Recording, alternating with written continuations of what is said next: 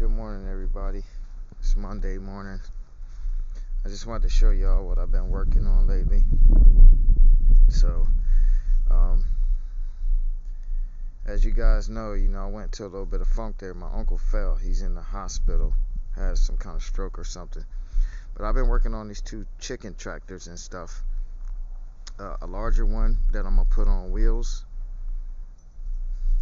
right there, and a smaller one that I'm gonna drag. Well, I'm gonna pull both of them, but because I was making a larger one, I decided to put it on wheels, and a smaller one that I'm just gonna drag like a sled. But you notice when I pick the front up, right, the wood would be rubbing against the ground, scraping it, make it harder to move. So I cut these little angles, these sled angles on the back there, you can see.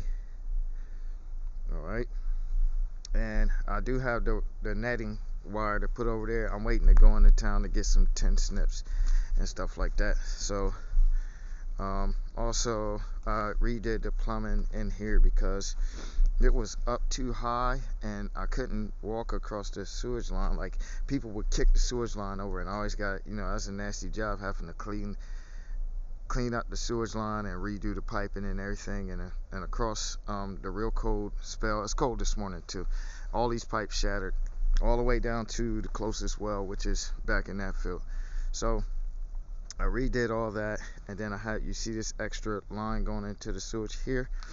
That's from a shower. So I have a shower in there now. I'm not living over there, but I had to do this so my uncle was able to come back from the hospital. Hot and cold water lines. I'm gonna insulate all this. Overpressure valve for the water heater that's in there. Hot and cold there. Hot and cold for the sink. Hot and cold for the shower. And two cold lines going in for one's the toilet line to fill up the toilet, which I had already had the toilet in there, but you see I had to cut it out, move it, redo that, put a breather pipe on there, and put a clear outline in case it gets clogged. I can take that off and put a snake down it and clear the line. And this is the into the sewage from the sink. All right, so that's what's been going on. Okay, so as we approach up here, you guys see I can't really feed nobody right now. It's still really cold. My hands are too cold, but I came to let these guys out, my main flock. The Magnificent 7 are still doing well. Of course, with the change in the temperatures, one of their windbreaks tore down on these because the windbreaks, it get real hot in the day and then starts freezing at night. So I'm gonna let them out, and then I'll be back out in an hour or two when it's warm enough to actually feed them. I'm gonna let them go out, eat grass and bugs and stuff. And so if you're hearing chirping from the inside, that's coming from the little guys. I had to put them inside. With it getting cold, I lost a bunch of them. So there's only 3 of those guys left. They were just too small to do anything to keep themselves warm with the cold going on.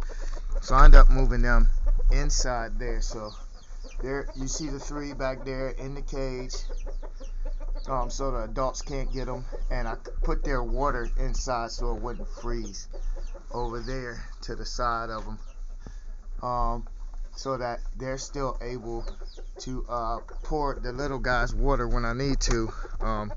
When they're older adults, I can just like come out and crack the ice. So to keep them guys and their water warmer, they're inside for now. And then I'll bring them out later in the day when I come up and feed these guys and everything else. So that's what's going on, everybody. Take care of yourself.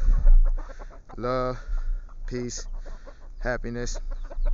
And also in my uncle's trailer, so I still go in there every day. A couple of those guys, the electricity went off one night in there, and usually my uncle's over there say something, so I lost a couple of those guys, but there's still 5 of them up there. So I just checked on them this morning. They're doing well. All right, everybody take care of yourself, and I will update you as things progress.